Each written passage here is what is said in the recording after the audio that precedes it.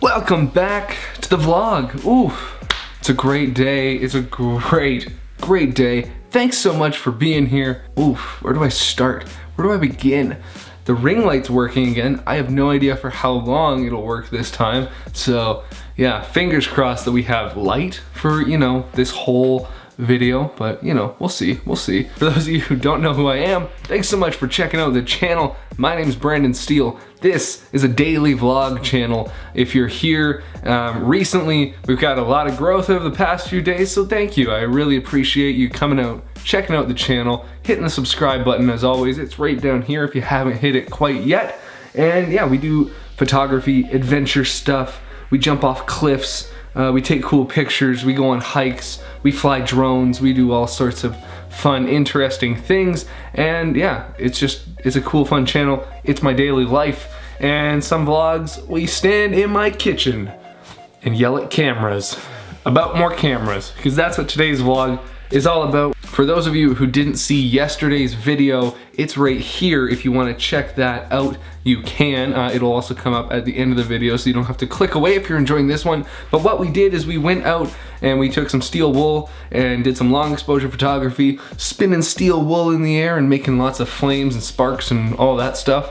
I also posted it on TikTok, which is where a lot of you may have come from over the past couple days. Thanks for coming all the way over to YouTube to check me out. That TikTok blew up. Tick, tock, tick, tick. As of right now, it's at like over 200,000 views, and I'm a little excited and also a little annoyed at the fact that my TikTok is blowing up faster than the vlog, which is like 130, almost 130 days of non-stop consecutive daily vlogging, and we're at 850, not even, subscribers, and yeah, TikTok's almost there, so that's cool. But today, I want to show you guys two new cameras that I picked up. If you're new to the channel, I'm getting into film photography a little bit, shooting a lot on Polaroids, mainly this one right here. This is the Polaroid SX-70 land camera. It is a wicked little thing. I love it. There's another TikTok on my channel there actually shooting on this camera. We've done a few videos on it as well as a part of a series called Film Fridays that I'm doing, where every Friday I'm posting a video, and a lot of other days I'm posting a video where we go shoot film, and right now it's been Polaroid film. So this has been my baby over the past week or two here as I've been shooting on it, but I got another Polaroid today that I wanted to show you guys, and another film camera, but it's more just for show. I don't think it'll ever work again. But this is Polaroid SX-70 land camera. You can also check this out on my channel. Lots of videos about it if you're interested. But for now, we're gonna put that guy aside and look at this bad boy. This is exciting. Today on my lunch break at work, I walked into a pawn shop downtown looking for cameras, looking for film cameras, old film cameras, stuff that I can build a set around. I want to try and build some sort of a cool vintage camera wall if I end up building like a proper YouTube space. And then I saw this little thing tucked away in the back, as well as this is a Minolta XG1. It is the worst camera that Minolta ever produced, but I still bought it, and I'll tell you why in a second. And this camera in here, I will not make you wait any longer. This is the original 1970s Polaroid OneStep, and it is in absolutely mint condition. This is the original case it came in, so much so there's like original film, there's the manual, all that fun stuff, but nobody. Oh, mate, why? Cheap Chinese ring light died. We're gonna move the video. Hang on. Anybody wanna buy a ring light? As I was saying before, I was so rudely interrupted by the ring light dying. This is the original Polaroid OneStep, and this thing is exciting to me for so many reasons. One, it's a vintage Polaroid, which I just think is awesome. Polaroids are so cool. I mean, how can you not get excited when you pick up one of these things and you take a picture and you get to just like have it instantly tangible in your hand? Like, look at this shot. Look at that. I shot that of Josh standing on a bridge, and I got that instantly in my hands. And people say, oh, well, you can take a picture on your phone to see it instantly too. Yeah, but this is, I can hold this. I can give this to somebody. and take a picture of them and say, here, have yourself, have your face. So this is a vintage one. It's from between 75 to 78, I'm pretty sure. And this little thing looked to be in mint condition all over. There wasn't a scratch on it, had a little bit of dust, that's about it. I was really excited about it because it takes SX-70 film, and it says that right here. Now what is SX-70, you might ask? Well, it's the same type of film that my Polaroid SX-70 land camera takes. So I don't have to buy two different types of film. I can buy the same type of film and I can use it for both cameras. So that was the first thing that piqued my curiosity. The second thing was how much these are worth. When I walked into the store, they were asking $50 for this thing. And when I looked online, if they work and they're in like new condition, which this one is, they can sell for almost $200 American, some of them. And that to me was like, wow, that's a steal for 50 bucks if it works. Now, the catch was there was a tag on the case that said customer tested, did not work. And I got a little heartbroken. So I asked the lady, I said, really, what's broken on it? Because there can't be many things that go wrong with these types of cameras. And she said, well, a customer came in a couple of weeks ago and he took the film pack and he put it in the camera, tried to take a picture and nothing happened, so it just must be broken. Well, that film pack was this one that came in the box. This film pack also expired July of 1979. So as soon as she told me that, my hopes were lifted, my spirits were lifted, because I thought, all right, there's not a chance that that pack of film was going to work after sitting in somebody's basement since 1979. I immediately asked her if she would take a lower price because it didn't work, but she was no fool. I guess she looked it up as well and said that 50 was the lowest that she was willing to go, which is where this camera, the Minolta XG1, comes in. This was also sitting there and she wanted $50 for this as well, to which I said, not a chance, there's no way this is worth $50. They sell for like 10 bucks on eBay and they're known to break. But I thought nonetheless, the shutter advance lever works, or the film advance lever works, the shutter works, but I broke this and then the spring that broke dropped out into my hand. I thought if I can fix this, it'd be fun to shoot on. If not, it'll look nice on my little vintage camera shelf when I get it built. So she wouldn't take anything less for the Polaroid OneStep, and I said, if you throw in the Minolta as well, I'll take the OneStep. And she said, deal. So now came the moment of truth with this camera and getting it home. Did I just waste $50 on a piece of plastic from somebody's basement from the 70s? And also, am I going to waste $4 a sheet, which is how much this film costs nowadays? So I took my film out of my SX-70 camera, threw a dark slide in there, popped it in here, and it made the most wonderful sound in the world. It made this sound right here. Ta-da! The dark slide came out, and that to me was money, music ringing in my ears, because this thing fired up instantly, spat that dark slide out, and we were good to go.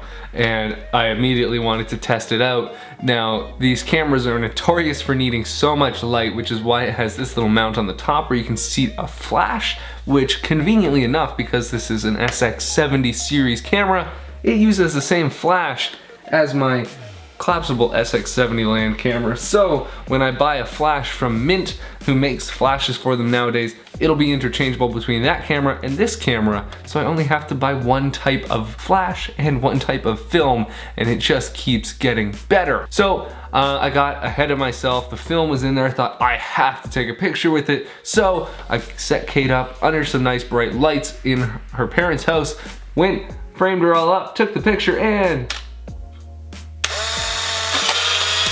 super slow shutter.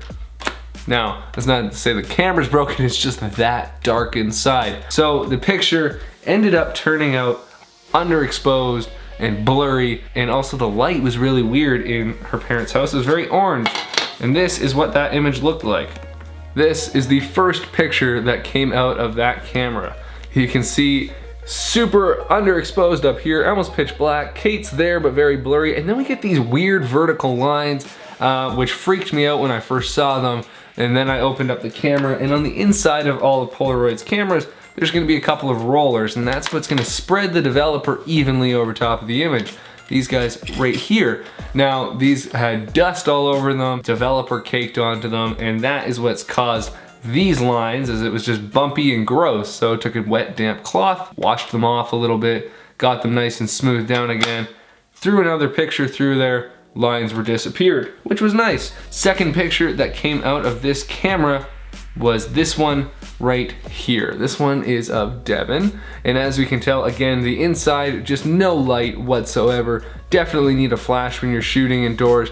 Background, all underexposed. Image is blurry because that shutter was so long again, but the lines had disappeared, which made me very, very happy. Tried using the lightning function on the exposure. We did get a shorter shutter speed, but again, not short enough, so we have a blurry image and a bit underexposed. Indoors, when you're shooting on a Polaroid, you definitely need to have a flash set up. That's why Mint, a company that works a lot with Polaroids, came out with the new flash system, and it's fantastic. It's battery powered, plugs right in, and it just goes. I was still very excited, even though I just wasted, oh my God, I just realized I just wasted like $20 of film testing this camera.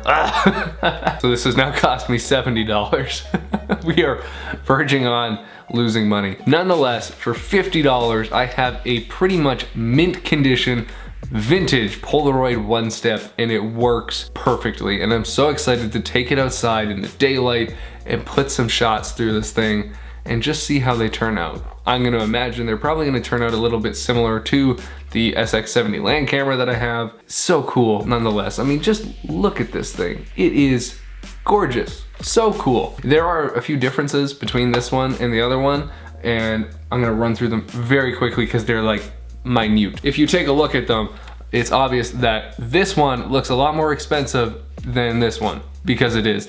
This one's pretty much entirely made of plastic, cheap, mass-produced consumer model. This one is the much more high-quality professional model. It's all made out of metal. It's got leather accents, much more control over the functions. This thing, if you took the cost of what it was when it came out new, adjusted for inflation, this is like over $1,000 for this camera. This one, not so much. So this one here, the only thing that you can adjust is the exposure control, which is this little knob right here at the front. You can make the image lighter and you can make it darker and you can take a picture. That's it. With this one, you can adjust the focus, you can adjust the exposure, and you get a little bit more control that way, which is a little bit nicer. That's why this is more of a professional model of camera. I don't know what the image quality difference is going to be between the two. I'd have to test it outside to see. Probably not gonna be much. It's the same film, pretty close to the same manufacture date. This one was made in 1976. This one is between 75 and 80. I mean, they're probably right around the same time frame, which is wild to look at them, because this one looks ancient and this one looks like you could have picked it up on a store shelf today. So these are my Polaroids, and I'm excited. If you haven't seen the rest of the Polaroid videos, you can go ahead and click right here. There's one of the last ones that we just did where we went and shot that picture of Josh standing on the bridge. That was a super cool video. You'll actually really enjoy that, I think. And what we're doing as we get different packs of Polaroid film is we are using the little prompts that come on the dark slide as prompts for what I shoot. And there's a whole video about the When Life Gives You Lemons, and we explain the hunt for Bigfoot in the last video that just popped up there. But as for right now, this has been my little talk about exploring today, finding some really cool vintage Polaroids, fixing them up. I'm excited to show you more about this camera in the future, and hopefully very soon we can take this thing out, throw some film in it, shoot outside, get some cool pictures. It's gonna be great. I hope you're excited for it. Like I said, if you're new to the vlog, thanks so much for watching, especially if you stuck around to the end. This isn't normally how the vlogs go. I don't like to do a lot of vlogs just sitting in my house and talking to the camera. I like to go out and do stuff. So if you want to check out a playlist, one's going to pop up in a few seconds here on the screen. You can watch all the vlogs from the beginning, from vlog 001 to 129, I think is today, or 130. It's been a long time. We've done a lot of cool things. You're not going to want to miss out on them. And we got a lot of awesome things planned for the future that you're really not going to want to miss out on as well. So make sure you smash the subscribe button down here and the like button.